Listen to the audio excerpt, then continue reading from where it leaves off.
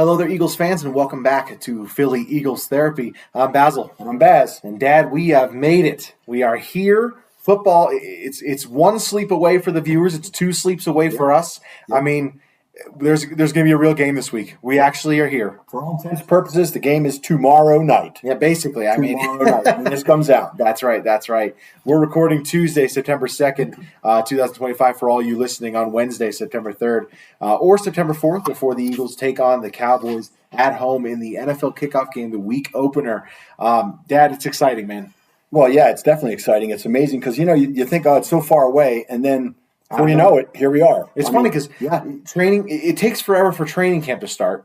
And once training camp starts, you're like, oh, cool. Right. And then out of nowhere, you're like, whoa, like the game's, wait, when? Yeah. 2 days. Because training camp ends, and then it's 2 weeks. Well, those 2 weeks went pretty quick. Fly by. Yep. All right, cool, man. Let's get into it. As always, give a shout out to the Philadelphia Eagles fan club of Colorado Springs. We will be watching the game at Rhino's Sports and Spirits. If you're in the Colorado Springs area, please come out, watch it. Rhino Sports and Spirits on Powers and Barnes. We'd hope to see you there. Kickoff is at 6:20. Of course, we'll be there before that. I get off work a little bit later than I'd like to, so I'm going to be rushing there, and hopefully you'll have my spot ready for me, buddy. I hope so. Hopefully I don't have to go out of town, but we'll see. Oh, man. Well, yeah, out of town, but not too far. Before we get into the actual game, we do want to go over some news, and we also kind of want to talk about our full season predictions. Got a couple categories we'll go over, Dad, back and forth. And then we'll keep track of these throughout the year when the season's over. Just regular season, of course. We will we'll share who won and everything like that. Sound good? Sounds good. Who was closest? All right, let's get into some news. Number one, the jersey I'm wearing, I had to do it because Saquon Barkley is the number one player in the NFL Top 100, ranked by the players of the league. He's the best player in the NFL last year. No surprise. I told you that from the beginning. I knew he had to be number one. When you do what he did last year, which was amazing, 7 50-yard plus touchdown runs, and then to rush for more yards than anyone's ever has, including playoffs, that's incredible. Absolutely. No, 100% agree. The next thing I wanted to talk about, I wanted to say he's the second running back ever to be in the top 100. Do you know who the first one was? He's the second running back ever to be number one in the top 100. Do you know who the first was? Wow. Not really, no. No? How many years ago? It was 2012. It's got to be Adrian Peterson. That's right, Adrian Peterson. Adrian Peterson, I think that was the second year, maybe the third year that they ever did it. Cool. And he was the number one player in the top 100. No surprise there. He was incredible that year. Interesting thing there. Next one, and we're going to get into this a little bit more as we do our preview about the Cowboys game, but I just have to mention this. Micah Parsons is gone, dude. Obviously we're late to the party. I knew 10 seconds after it happened, but we weren't really planning on recording and stuff like that. But, it didn't feel kind of real for a second. Yeah. And it was one of those, same with the Luka Doncic. We're not a basketball podcast, but it was very much like that, where it was just like, are we, what? Like, when's the, what? Who did this? I kind of had a feeling, it's funny how we both went back and forth on it. I wasn't quite sure. It seemed like towards the end there that when you start bad-mouthing each other and saying, he missed so many games last year, even though he didn't miss as many as you said he did, it just was a bad thing. So, I don't know. I don't think we're going to miss him too much. He was. It's kind of cool because now we can kind of watch him and kind of not really cheer for him, but kind of watch him. No, I do. I do know what you say. I agree with what you say. We're Penn State fans. We loved him at Penn State. It sucked when he went to Dallas. He was great all the time, and it was just like, man, he's just so good. And sometimes you're watching him, even when he was on the Cowboys, he'd make a play against another team, and you go, "Oh, get him!" And you go like, "Oh, shoot, dang it, that's the bad guys." You need him to lose, but it's now that he's on the Packers, and I don't like the Packers whatsoever. Same here, but it is different. It's a whole different level. It's a different division. It's a different tier of hatred. It's not a conference, but out of the division. Yes. So now we only have to worry about him once a year, maybe, sometimes twice, possibly. We played the Packers twice last year. We play him in the regular season this year. Maybe see him in the playoffs this year. I don't know. It seems like we play them every year now. It has felt like that. I know what you mean. But we play that whole division this year, which that division is kind of wild. You got two top-heavy teams and two teams that you don't really know what they're going to be. Exactly. But this isn't an NFC North podcast, so let's move on. But it's still, you're right. That's just the way it's going to be because it's just some of those teams that were really good made some big changes. Yes. And that's rare too. So, but it's funny because you're watching the NFL preview. You know how they release a preview for every game. Usually they release it on the Wednesday or the Thursday or the Wednesday before the game's on Sunday. But for the first game of the season, they release it like a week or two out. Right. And they release it, and it's got the key matchups, the offensive tackles versus Micah and Dante Fowler, and you're like, oh, how funny! Like now. Yeah. It said it on there. It's like Micah Parsons' status is unknown at this time, and now he's not even on the team. So it's very interesting. I told you I was watching John Gruden's, and then he had his thing where his son popped in and said, "Hey, guess what happened? Trade." He's like, I just finished my 45-minute monologue on the Eagles-Dallas game. Now he had to change everything. Change it up. That's right. That's right. All right, let's get into it. We'll talk about him more during the preview, of course. But let's do our full season predictions real quick, Dad. We got 7 questions I'm going to ask you. Gotcha. We'll go over each one of them, what we think we expect to happen. Some of them, they basically all have to do the stats. But let's go ahead and get into it. Number 1, start off with a bang for the number 1 player in the NFL, Saquon Barkley. Total scrimmage yards. So we'll both say a number. Whoever's closest at the end of the year gets bragging rights. There you go. All right, go ahead and give me what is your estimation or your prediction for. So this is going to be rushing yards plus receiving yards. Correct. My number is 1,735, 1,735 yards, total scrimmage yards, because I think we're going to rest him a little bit, not use him as much as we did last year. No, I agree. I do think, like you said, he's not going to play, or he's not going to get as many carries. I think Will Shipley's going to be a bigger deal in the passing game, so I don't know if he's going to be out there getting as many catches. And then you got A.J. Dillon as well. So, no, I agree. I'm very close. I got 1,789. Oh, nice. So I'm going a little high, but we're in the same 100, which is pretty cool. I'm happy to see that. I'm figuring about 300 yards receiving and like 14 plus runs. That's almost exactly what I was thinking. That's hilarious. Let's get to the next one. Jalen Hurts total touchdowns. So passing, rushing, and receiving if somehow that happens. But I'll go first with this one. I've got 38. My math on this he typically rushes for 13 or 14 every season. And I feel like if you put that with 25 touchdowns, which feels about right, I think, that's my number there. Okay, well, I've got 33, but I think I'm going to break it down to about 22 passing touchdowns and about 11 rushing touchdowns. Okay. I don't know if the tush is going to be the tush push is going to be as used as much. I think there's going to be a couple pitch outs to Barkley or something like that, maybe a Shipley up the gut type thing, and just kind of keep him honest, make it look like the push and do whatever. But I still think he's going to be pushing a lot of them this year. I do agree. Next one, A.J. Brown and Devontae Smith, combined receiving yards. What you got? I'll go first. Mine's probably lower than yours. I have 23-12. Okay. So I've got, about 1,100 each. Okay. Give or take. So 12 for one, 11 for the other, maybe. About 13 something like that. Yeah. So I am a little bit higher. I got 26.54. I'm thinking 14 for one, 12 for the other. Is that right? Yeah. That's where I'm about. 26.54 is my. I do think they're going to throw the ball more this year. At least I think they're going to come out of the gate throwing the ball more and see what happens, because they really do want to save Barkley as much as possible. I mean, it's still going to obviously be a run team first, but yeah. Next one, Nolan Smith and Jalix Hunt, combined sacks. I'll go first on this one. Okay. I've got 18. I like even numbers. I go 18. Okay. I'm at 16, and I want it to be 24, but I just don't know. I have a feeling Hunt's going to get some sacks this year, and I know Smith is. I'm really hoping he hits the double digits. Yeah. So I'm thinking more like 10 for him and 5 for Hunt, but I hope I'm wrong. I just was being conservative. My thought process is similar. I have Nolan Smith 11, Jalix Hunt 7.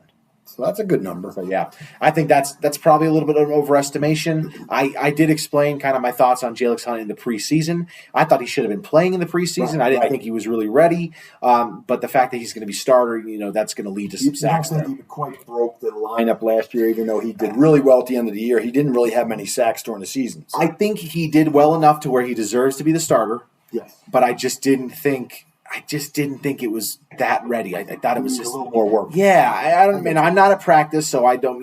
What do I know? But that was just my take on it. Okay. Quinyon Mitchell, Cooper DeJean combined interceptions. You go ahead. I think it's my turn. I'm going to say 7. Dang it! I got the exact same thing. And again, I'm probably looking at Quinn maybe having 4 or 5. Coop maybe 2 or 3. It depends.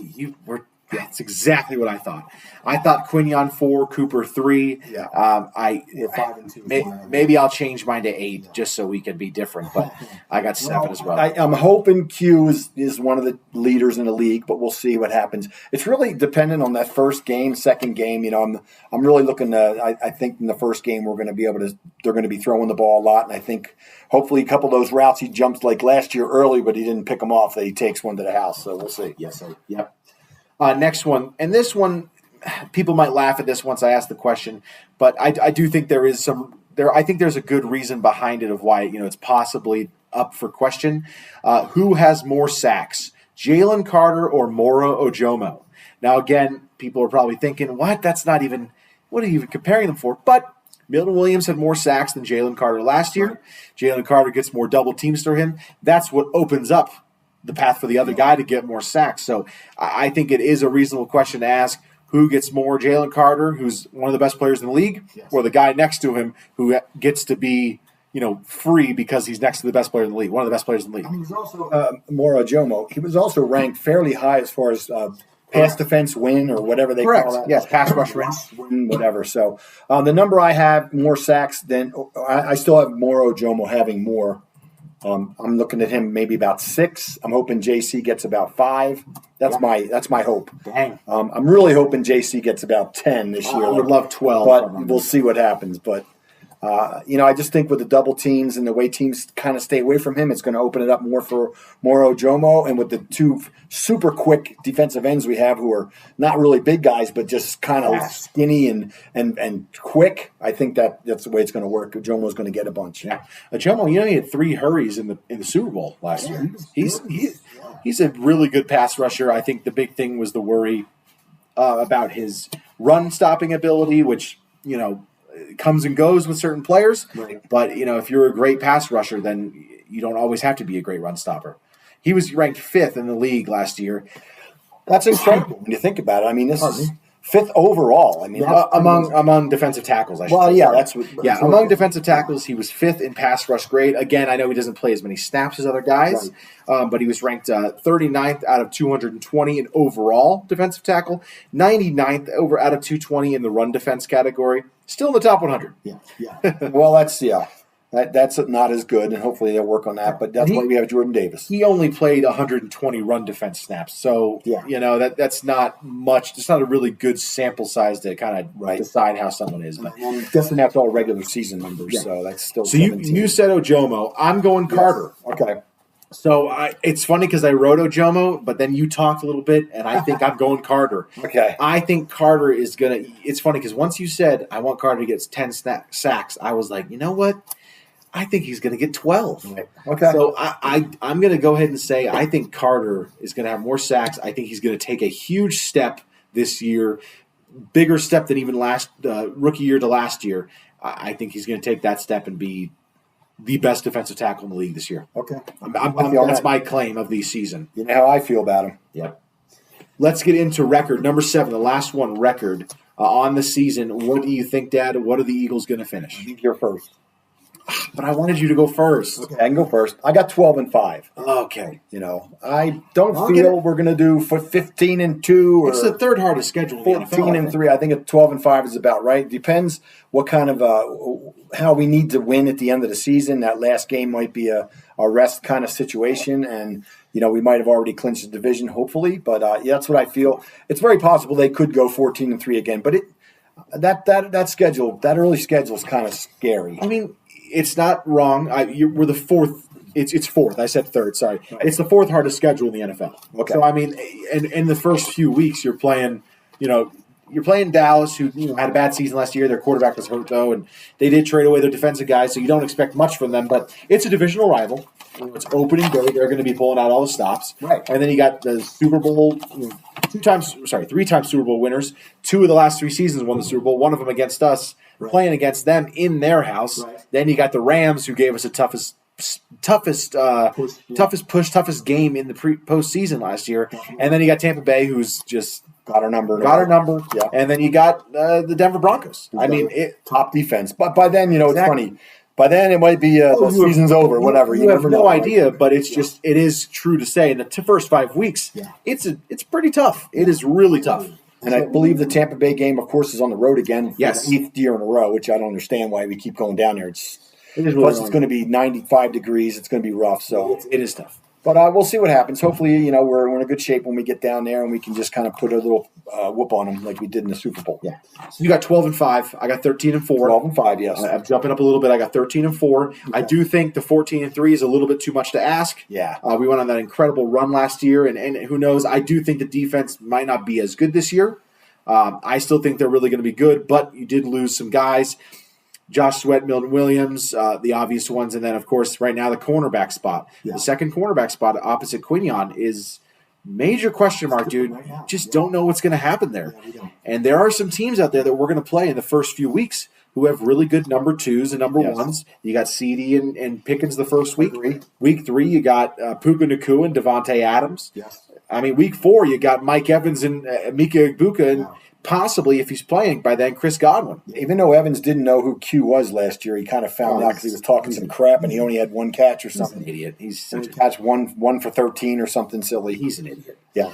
But no, he knows who he is now, though. I know it's just that, early on in the season and throughout always, there's a lot of good teams with number 1s and number 2s who are great, and we don't know our cornerback spots. So that's a really scary part, I will say. Just going to need that defensive line to make that push and then kind of dominate these teams so that they don't have time to throw the ball. And a couple interceptions always changes the way they throw the ball, too. Like last year, remember, they didn't throw the ball Q's way for a long time there. True. Correct. Yep.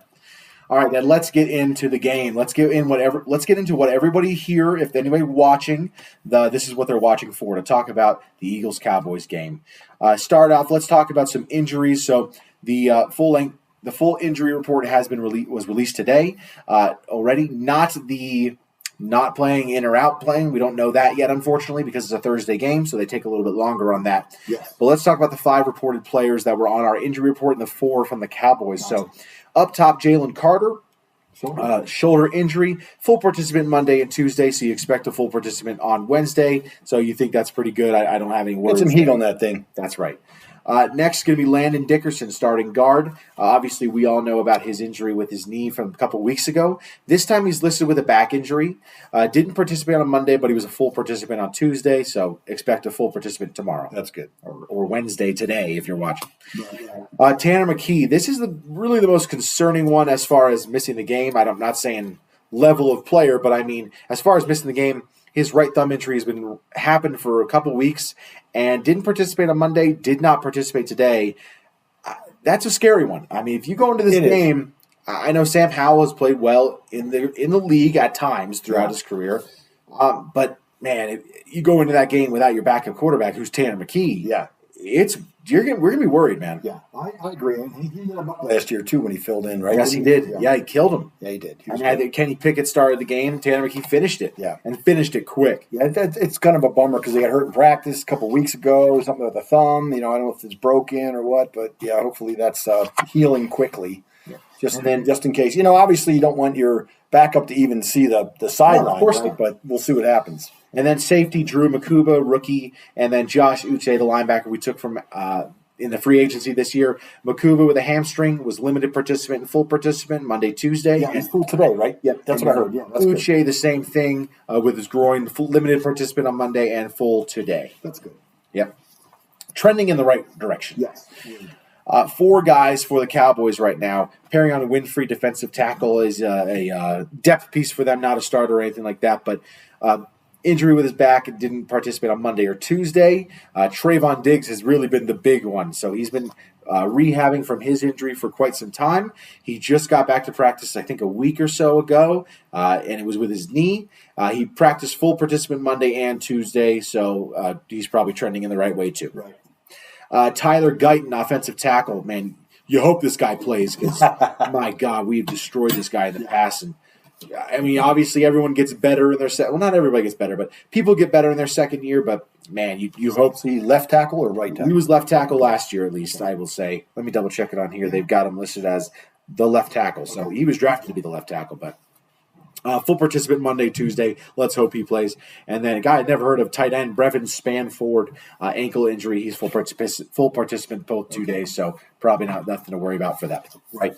All right, let's get into the actual breakdown now, Dad. Eagles facing the Cowboys in Philly Thursday night. First game of the season, the NFL kickoff, like I said, 6:20 p.m., 8:20 Eastern time. You got a weather report for me? Yeah, it's going to be about 65 degrees. There's showers early and then a steadier rain later in the afternoon or evening, if you will. So hopefully that rain holds off until the evening, late later. It's going to be about 60% chance of rain, so we'll see. But the winds were very calm, so it wasn't like a big thunderstorm or anything like that, just your regular rainstorm rolling in. So hopefully it stays away. That's true. I would like to not see rain affect this game at all. Yeah, we don't want anything to affect the game. All right, all-time record against these guys, unfortunately, 74-58 for the Cows. Last 25 years, Eagles have the jump 27-23. 27-23. That's 50, yeah. 27-23. Yeah. And since 95, 31-29. So that's what I've got. Oh. So that goes back 30 years. Yeah. So okay. Right. Since when? Since 95. That's 60 games. 31-29. Okay. So the Eagles have the edge. Yeah. I'd rather just start at the millennium. Just 27-23. 27-23, the last 25 years. Last year, of course, getting a sweep over them, which was great. We usually talk about our favorite games against the teams we're playing against, Dad, but this is a team we play against twice a year. Sometimes it just there's nothing much to really say. We have several favorite matchups. Too many games, too many highlights. Exactly. Yeah. So let's talk about last year. Too many bad calls. I mean, it could go on and on. Don't get me started on 2018, dude. I can't. I know. It's the worst called game in NFL history. Okay, moving on.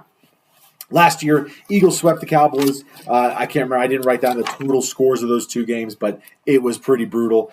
They scored 13 points in those two games against us, I think.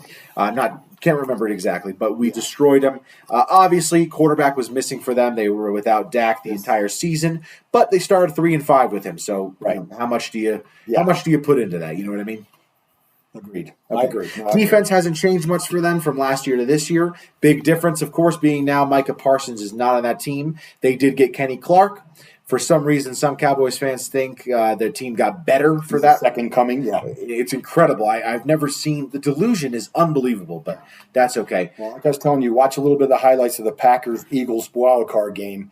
They were pushing Kenny Clark all over the field. Yeah, all over the field. So let's talk about the defense of the Cowboys. Last year, they were 28th in total yards allowed, 31st in points allowed with 27.5, and they allowed 355 points per game. So bottom tier defense last year again. How much per game? 355 in the season. Yeah, okay. Per game. Yes, yeah. Last year, so we beat them 41-7, and we beat them 34-6. Yeah, so 13 total points scored against us last year, and we scored 75. Is that correct? Yeah. Oh, baby. Oh, baby. Now, obviously, like I said, quarterback is back, but for their offense, they started 3-5 with him last year. They were 21st in total offense last year, so not a great number, but again, no one was really playing at some point. Right. You got anything to say? Not really. Okay, let's get into the matchups then. On the offense, I got 3 for each. I got special teams as well. I think it's important to highlight special teams when you're playing against the Cowboys.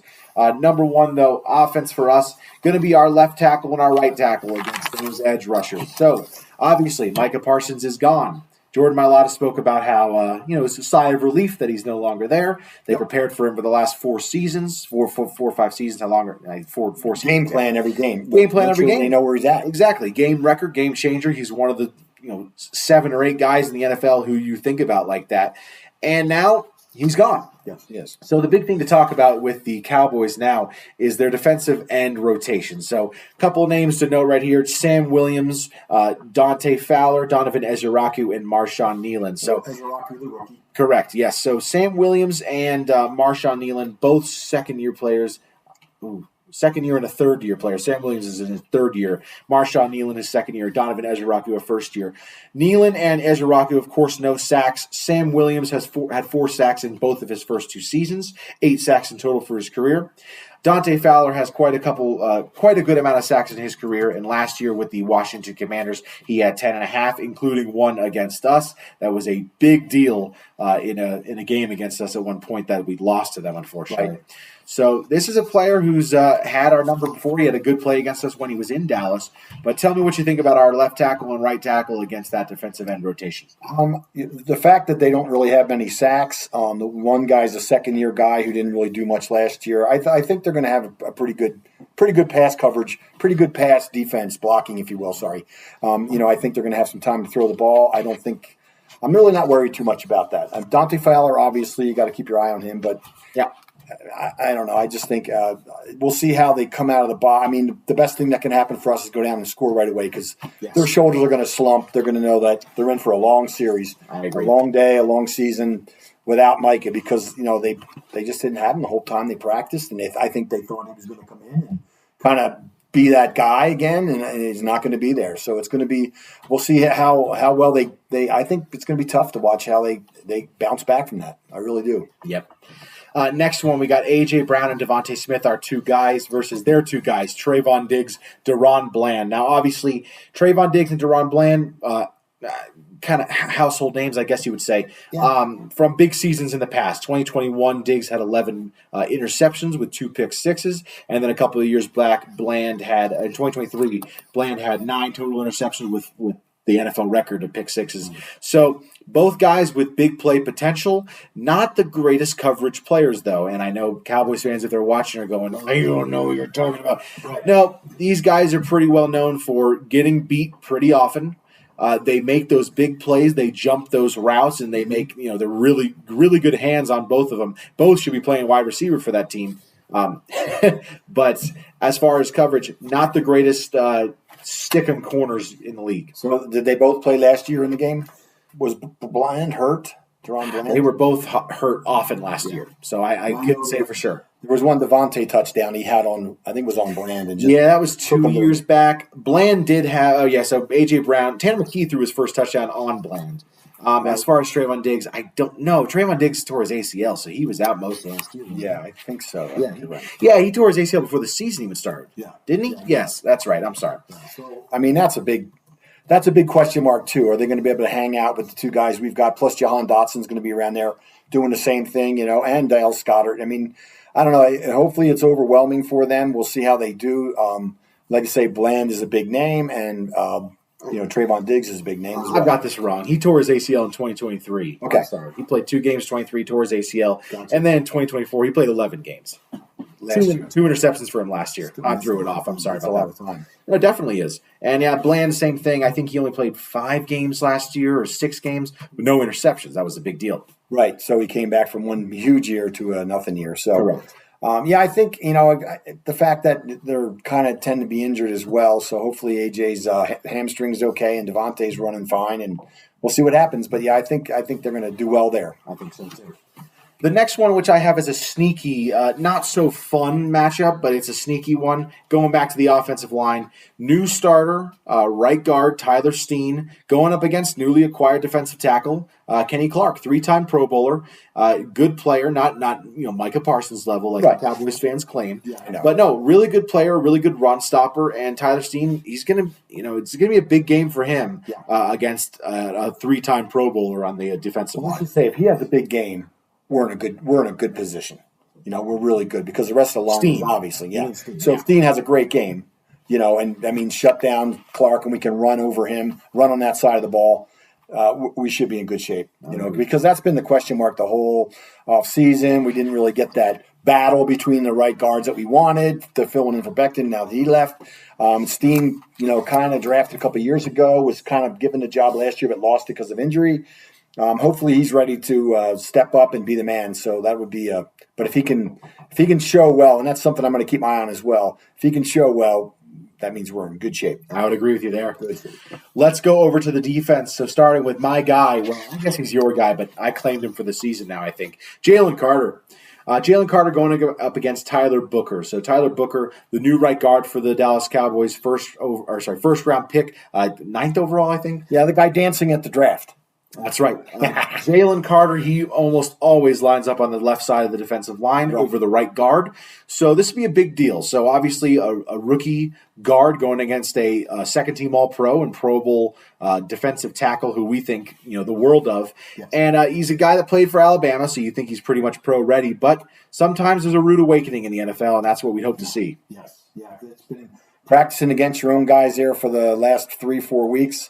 You're not going to be playing against some big old nasty guy named Jalen Carter who just loves to humiliate players. That's just one of the things on his list. He loves to make you look bad, and hopefully he comes out of the box doing the same thing he did last year in the playoffs. That's right, man. All right, next one I've got. This is a kind of weird matchup or a kind of weird offset, I guess you would say. But I'm putting it down. I got Zach Bond versus Dak Prescott, the quarterback of their offense versus the quarterback of our defense. So with Nakobe Dean out, it's pretty clear the Bond's going to be wearing the green dot, calling most of the plays, unless they give it to Reed Blankenship, which I wouldn't expect.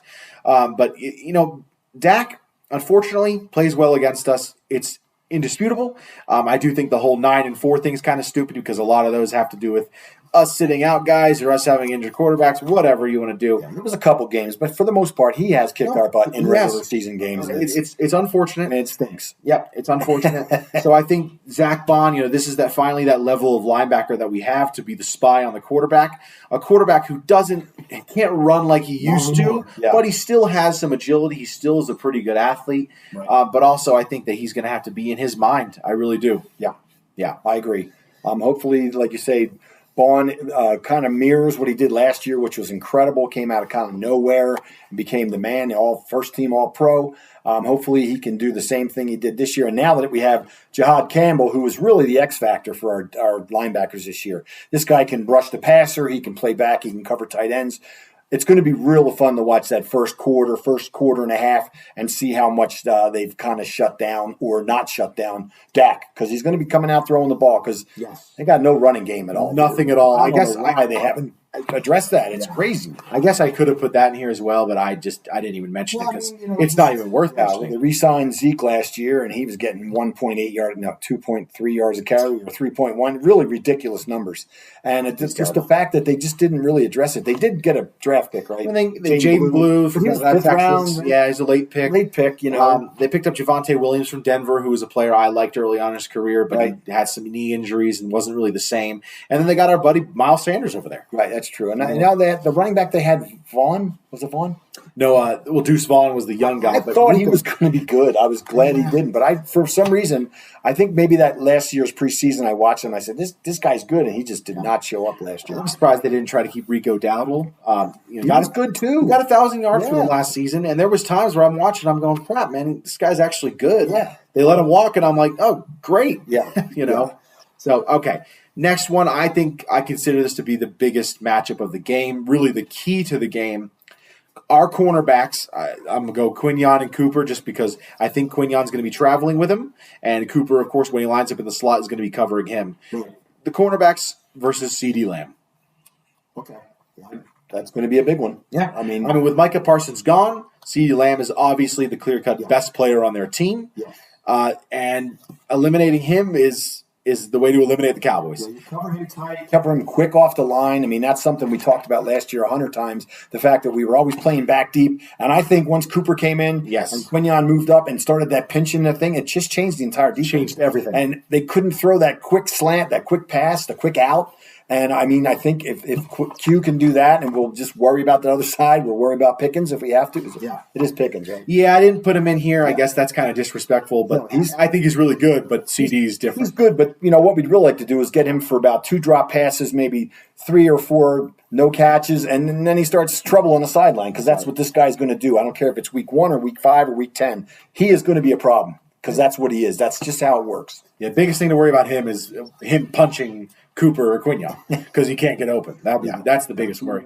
We want Coop covering him tight, and we want Quinyon on the line with CD because CD's great. We know that. I mean, hopefully, Reed can get in there and sneak his interception like he seems to always do. And some tip passes would be nice too, maybe at the line of scrimmage. It's funny how last year Jalen Carter, and a few of the other guys. They did a lot of tip balls, but we never really got that interception. I know what you mean. And things change. Hopefully that comes our way this year because he does get his, as they say, his huge paws up and knocks the ball in the air. Yeah. And hopefully we get a couple of those, like the one Campbell almost had in preseason. Yeah. Oh, man, John Campbell. I should have put him in. Zach Bond versus Dak. That's a big one. Yeah, well, we'll see how, he's a rookie. So, we make fun of their rookies, so hopefully they're not making fun of our rookies. You know what I mean? That's what's going to happen. So, but they are. He has definitely looked really, really good in the preseason. So. Yeah. Let's go over to special teams. I don't usually mention this as a pre-matchup in our preview games, but I think it is very important to mention. They've got one of the best kickers in the league, and they've got probably, I would say, he's the best returner in the league. Yes. So this is, Michael Clay. I don't know what you do. Do you kick it out of the end zone every time? Let him start at the 35? No. Do you make him return it? Yeah. No. What do you do? I think your best bet with Turpin is to kick it, high and short, 15-yard line, so he doesn't get that 15-yard rush. That open space, because he's definitely one of the good ones, but just one pop and that ball comes out, and that kind of ruins him for the day. So you can't start him at the 35-yard line because they're almost in field goal range at that point. Is it the 35 or 40? I know we talked about this. 35. Kick it out as out of the 35. No, out of bounds 40, out of the end zone 35. Yeah. They're almost in field goal range with that guy. It's ridiculous. So I'm hoping that's one of the rules they changed. Just go back to the 25 and 30 or 20. Like go to I agree. 20. I don't know why it ever moved. I don't know. When the 13-second game happened, everyone should have gone, oh, okay, it's too easy. Right. Let's go back to the 20. It's really dumb. It's really dumb. I agree. For some reason, it drives me nuts. Yeah. Let's get into our players to watch, Dad. So we both chose a player. Happily, you told me before, I'm happy that you chose a defensive player and I chose an offensive. So give me yours. Who is your player to watch for the game? The player that I'm going to be watching early on, especially in the game, is Nolan Smith, because I'm going to see if he's ready to match what he needs to match to be up there and be that guy with the sack guy and kind of disrupt the ends around. They do that thing with Turpin and some of the wide, a quick thing to CeeDee. They get him running around the sides, and hopefully he can keep his end boxed and get himself some sacks, maybe a sack fumble. I'm really looking for him, but I'm going to be watching everybody, obviously. But it's going to be neat to watch. I'm going to keep my eyes on Nolan Smith because I think he's going to be one of the keys. If he comes out and looks really good, and it just becomes that disruptive guy we need, like he was in the playoffs, which is incredible. Yeah. That's what I'm going to be watching for. I'm going A.J. Brown. A.J. Brown, of course, with the big offseason post was about, wanting to dominate other guys' players, wanting to dominate other teams' players, other NFL players, and taking their will to live away from them. So I'm looking to see A.J. Brown, obviously last year with some of the drama that happened where he wanted to get the ball more and everything. I'm pretty sure he was really happy with just winning a Super Bowl. I think he was. As we're all pretty, it's pretty well known. But still, I think I'm really excited to watch him play. I think I chose him for my game of the player of the game the first week of the last 2 years. So It might not be a great idea because it doesn't always start out super well. But I just think this guy, it's just, let me take this time to say about him. We talk about, top players in the league at every position, Mahomes, quarterback, and Justin Jefferson, Jamar Chase, wide receiver, stuff like that. And I think my thoughts on A.J. Brown is I don't think he's the best receiver in the league. You got Justin Jefferson, you got Jamar Chase. Unfortunately, CeeDee Lamb's up there. Right. Tyreek Hill's starting to go out, but I don't think he's number one. But, man, if you had to draft, if they were okay, go in, we're going to draft wide receivers. Yeah. I think I'd want to take him first. Yeah, and I don't, you know what I mean? It's because I think there's players who can do what other players do. Now, it depends on how good they are. Jamar Chase and Justin Jefferson, they're very similar players. Right. They can do what the other one another does. CeeDee Lamb, Tyreek Hill, very similar with the speedster, stuff like that. Right. It's just, it feels like there's no wide receiver like A.J. Brown. Nope. So if I had to draft wide receivers, my thought is, no one can do what he does. Yeah. Now, obviously, I'm not talking fantasy. That's different. But I'm talking in real life. It's just there's no one like him. Yeah, well, right when it gets to a situational play. Look at the game last year where we had fourth down. Yeah. The Giants game, I think it was. Well, yeah, the Giants game happened in the Browns game. Sideline. Yeah. And that's it. Right. But we needed that one. Yeah. In the Browns game where it was oh my gosh, what's happening? Fourth down, I think we got it, but in the Super Bowl as well, we had a few. I just think he's one of the players that when you need a play, he can make the play. Yes. These other guys, he might not get 1,800 yards of receiving. Obviously, we don't throw it that much to get that, but you need a play, and he seems to always make the play. He doesn't drop the ball. He just makes it. So, yep. All right. You got your game prediction, your score prediction for this game? I do have a score prediction here, which I don't normally do, but this year I'm turning over a new leaf. We're changing our things around. We never, ever do predictions. Nope. We've said it before. We're doing it this year. We're going to try it out. We're going to see what happens. Yeah. But go ahead and start, Dad. Your Eagles-Cowboys prediction. Is Eagles win 31-14. I think they're up early. Did you look at what I typed or something? Oh, my gosh. Go ahead. I got it right here. I wrote it 2 days ago. Wow. Right okay, keep going. Sorry about that. I think we're going to get up early, and I think it's going to be they'll probably score a late touchdown. I really do believe we're going to win pretty I hate to get too confident like Mike Roman when he was in the Super Bowl saying we were going to blow him out, and I just kept going, no, we're not going to do that. But he knew. And same with JJ, we're gonna blow him out. And I said, no, I can't even think that way. But I have seen. I do think they're gonna win the game. I think with all the fans and the banner and all that. You heard Sirianni is not going to have the team out there when they run the banner. I love it. Just to keep it. Keep yourselves in check, and let's get to be 1-0 here on the season. But I think it's gonna be a pretty easy game. I do think they're gonna win third. I mean, they can't run the ball, and we'll see. Early if they're just like in the Super Bowl, if they got no offense after 2 or 3 or 4 drives, you can just see what's going to happen. So hopefully the Eagles play smart. And that's all we need to do because we definitely have the better roster. Gotcha. So I'm happy you went on a tangent there because. I chose 31-13. Oh, okay. I'm thinking they don't. So I think they only score 1 touchdown. I think they're kicking field goals the other 2 times. No, I think my thought on the game is a little bit different. I'm thinking of the 2017 Cowboys game is what I'm thinking. Not the second one, but the first one. The year we won the bowl the first time. Right.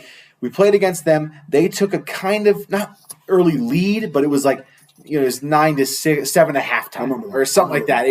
I don't think it would go till halftime that we don't score so little. But I do think in the first quarter, I'm thinking it's 7-7, maybe 10-7, and then I think it's lights out. I think we run off a huge thing just like Wentz did with Alshon Jeffrey back then. Right. I think Hurts is going to do with AJ and Devontae. I'm not even mentioning Saquon yet, but I just think that. We're gonna annihilate them in the third from the second quarter to the fourth. I think it's just going to be. I think it's going to be more passing. I think obviously in the late part of the game they'll start running the ball. But I think it's just clear that this year the biggest thing. I mean, as great of an offensive line we have and as great of a running back we have, people are going to be selling out to stop the run. They're going to be going, no, we'd rather Jalen beat us, even though he won a Super Bowl MVP. They still would rather that happen. Right. So I do think early on, that's why I think it's a slow start. I think early on they're going to stick to the run. I think then they're going to go, okay, you know what? Let's get the ball out of our hands, and then come the late third quarter, early fourth quarter, it's run the lights out. Sounds good to me. Yeah, cool. All right, let's get into some other games. Before we do that, we want to ask y'all and give y'all a reminder to like and subscribe. Comment down below your predictions on this game. What do you think is going to happen? Do you think we're going to win? I'm just kidding. I know you all do. And what's your score prediction? If you do go to Rhinos, make sure you stop by and see us because we're going to be there. I got something to give away to some of the guys and some of the gals that are looking for something. So I got a little giveaway, if you will. So make sure you stop by and say hi, and we'll be there ready to say hello back. That's right. Let's get in and talk about some other games of the weekend, Dad. So we always like to do that. We consider ourselves not just an Eagles pod, but a football pod. So I chose 5 games because you could talk about 12 of them, but I chose 5 games just that have importance possibly to the season, of course, the division game and some other stuff in the NFC. But let's get in number 1. Not an NFC one, not a division game, so I'm just breaking my own rules. But the Friday night game, Chiefs versus Chargers. I have this one because we, of course, play the Chiefs week 2. Yes. It's a big deal that they're going to be in Brazil. True. We're at home. They're in Brazil. We play in Kansas City, but that's a long trip for them back and not a super long trip for us down. We know about that. Last year we had to do it. Exactly. So Chiefs, Chargers, what's your thoughts there? I'm hoping the Chargers can put a little game in there, but I think the Chiefs will probably win the game. That's what they do.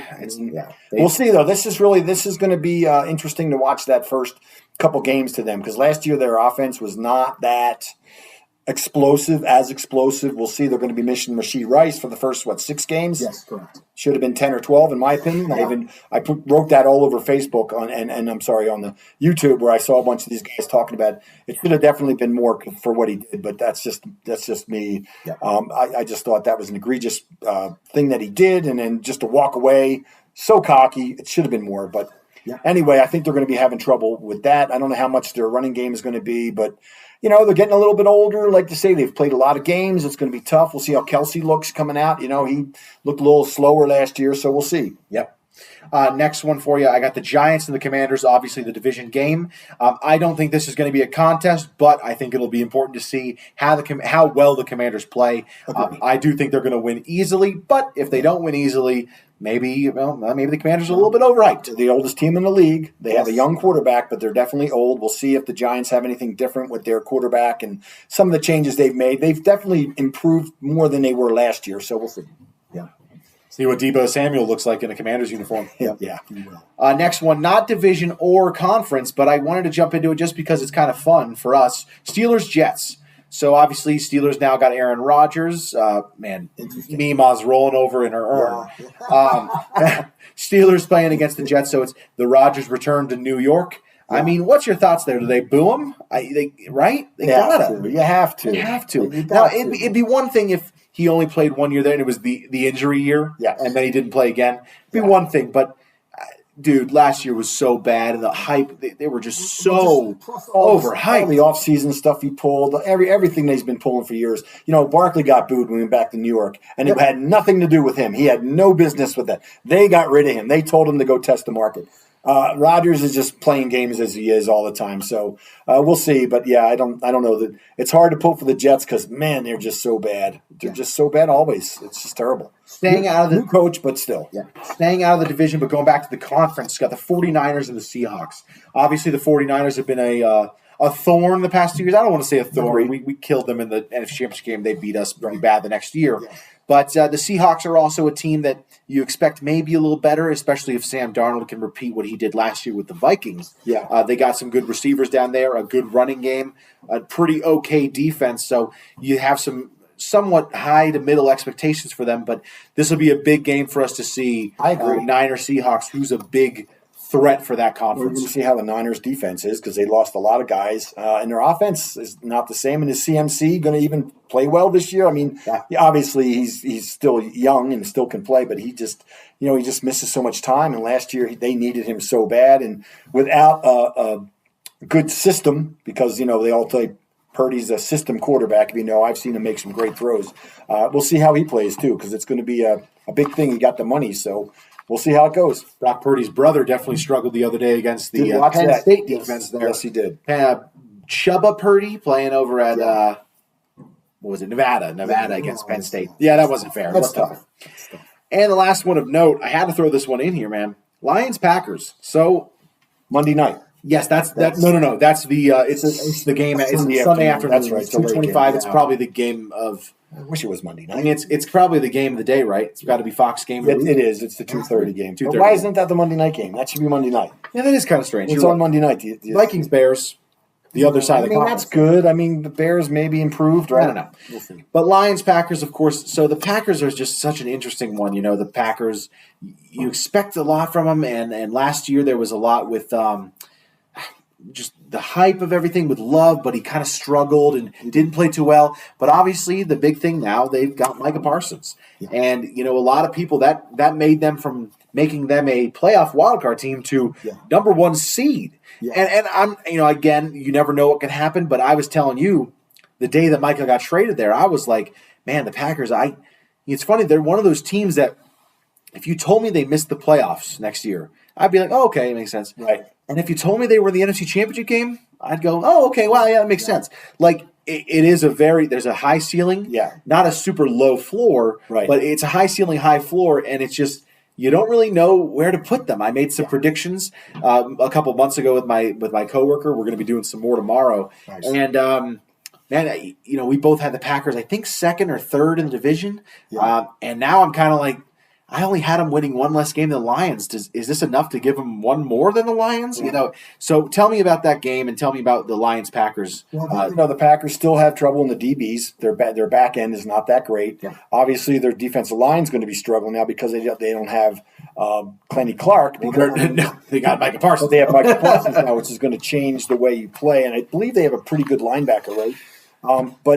They have good running back. I don't think their offensive line is that stellar. Yeah. It's all going to be on Love again. Last year he gets a lot of the hype, which is probably good or bad for him. But I think if he struggles, they won't win. They need to keep up, and that's just the hard part around. And Detroit's got that offense, and we'll see if that thing is still flying like it was last year, because that was incredible. Yeah. You got anything else on football, my friend? Not really, no. I'm good. I'm tired out now. I know, right? It's a long episode, but it's long for a good reason. Man, we got a game this week, dude. And we got a quarterback and we have a coach who are 4-0 in their opening games. I hear that. Can you tell me them all? Do you know them all? The opening games. 2021. Oh my gosh. Do you know what the opening game was for the Philadelphia Eagles that year? I probably should, but I don't. Let's see. I don't know. So the opening game in 2021, I'm remembering. I'm going to look them all up just to make sure, but it was the Falcons. I was going to say Falcons. It was the Falcons. I'm sure you will. Okay. I was going to say, we played them opening for a couple years there after we beat them in the playoffs in 17, 18. 2022, I remember as well. It was our first game watching together in Colorado.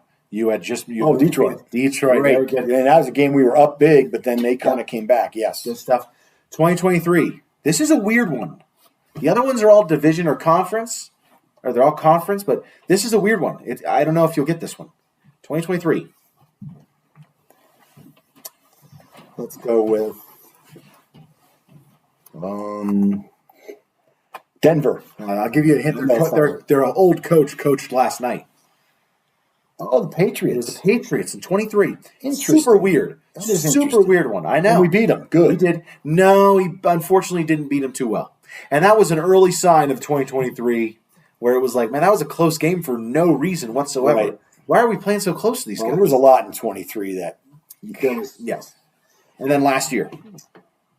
Oh, my gosh. Oh, yeah, the Packers in Brazil. Very good. San Paulo. So, it goes Falcons, Lions, Patriots, Packers, and now the Cowboys. So, that's the way I guess I didn't look any of those up. I had them ready, but it's funny though, because I really still feel division game week 1 is probably not the way to go. It shouldn't be. Conference. I agree. Conference. It should not be the way to go because it's when the two teams are, technically you could change, but it's really when the two teams are kind of at their worst, aside from injury, barring injury or barring collapse. But regardless of record, regardless of roster, it's just you're not clicking on all cylinders yet. And to me, it should be really what they should do, and everyone talked about this earlier. It should have been first team in our division, first, like Detroit. We should be playing Detroit. And then the Packers should be playing the Redskins. Sorry. Commanders. I understand. You know what I mean? Like 2-2, 1-1. That's how you should do it. The team that was 4th place in the East played the 4th team in the Central.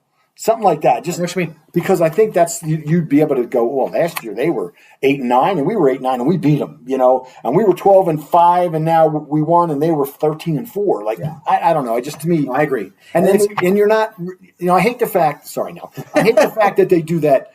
Like the end of the season, Commanders, Seahawks, Commanders. Like we should be playing them. No, I was going to say the other problem is it's also bad to end it in that way. Right. It's not a great way to start the season, and it's also not a great way to end the season. Now, I know they want the last game of the season to be division games, which makes sense, but you shouldn't have 2 division games in the last 3 weeks. Because same opponent. Because in my opinion, the Eagles-Commanders game will be better than an Eagles-Cowboys game. It'll be more competitive. It's a team pushing for our division, yada, yada. But the problem with it is I think Week 18 – it could be over. I think it's going to be over. You already got that sealed up. We're not going to. In my predictions, I don't think we're going to be starting guys. Right. I think the Commanders are going to have 9 or 10 wins at that point, and it's kind of like, oh well, now it's kind of worthless. And the one consensus thing we talked about last year, and we'll always talk every year, is that last week of the season, if we don't have to, we're not playing anybody. Yeah, no, it's true. A couple times doing that. You can't even. Yeah. Okay, let's get into other sports before we say our goodbyes. Phillies 80-58. Schwarber had a 4-home run game the other day with 9 RBIs. That was insane, dude. That's crazy. Had a chance for a 5th home run. Couldn't get under it the right way. Popped up. It was a bump. Like a backup pitcher, right? Because they were winning so big. It was just like an outfielder or something. Man, it was like, dude, if he'd gotten 5 home runs, we would have gone nuts. That pushed him up, I believe, to 2nd in the MLB. I think he's still leading ahead of Shohei, unless he's hitting some homers right now. But that also pushes him, I think, way ahead in the RBIs. He's 9 up on RBIs. He had 9 in that game, which is insane. Yeah. He's up 9 on the RBIs, and he's behind Raleigh still with one home run behind him. So no Phillies tonight, but coming back tomorrow to play against the Braves. Hopefully go for a sweep. So the Brewers was just. Oh, I'm sorry, the Brewers. Brewers. My bad. Okay, so it was a 1 game and off. Yeah, it was weird. It's 1 game and off, and then we'll play them tomorrow. Well, they played a 4-game set. They played 4 against the Braves, right, and then 1 against. Yeah, it's strange. Can't play every night. I know. Let's go to Union, 17-66, first seed in the East, beat the second-best team, Cincinnati. Dominated that game. It was a really great game. Nice. I'm going to watch some highlights on that one. Yeah. And then the last one, Penn State, dude. Penn State football is back. Obviously, we don't follow it as much as we follow the Eagles, but we are big fans, and we like to watch every game if we can. Yep. Penn State 1-0, got a 46-11 win over Nevada. Quarterback looked great. Dude, Aller's good. Yeah. Yeah, he's good. He is good. Yeah. I know it's against Nevada. Yeah, I've seen him against Michigan, or I don't know who we play this year. Yeah. Michigan State. Yeah, and that's the thing about college that's kind of hard to begin. Yeah. Our next 2 games, Penn State, Florida International, Villanova. It's like, come on. Yeah. And then they got a bye. Unfortunately, I think they actually have a bye while we're there. They're not playing while we're in Philly, unfortunately. Right. And then they go against Oregon week 5. So that'll be a huge one. Big one. You got anything else before we end the 55-minute podcast? No, it's a long one. But, longest one we've ever done. I kind of expected it for the season, for the first game of the season, especially with it being Dallas week. Yeah. So let's go ahead and say our goodbyes. But you can follow us on Facebook, Instagram, or TikTok. If you like Philly Eagles Therapy, do us a favor. Rate and subscribe wherever you get your podcasts. Again, if you're watching on YouTube, please like and subscribe and comment down below your predictions for the game, your predictions for the season. You can email us your questions at phillyeaglestherapy@gmail.com. But other than that, from all of us here at Philly Eagles Therapy, I'm Basil. And I'm Baz. Go Birds. Fly, Eagles, fly.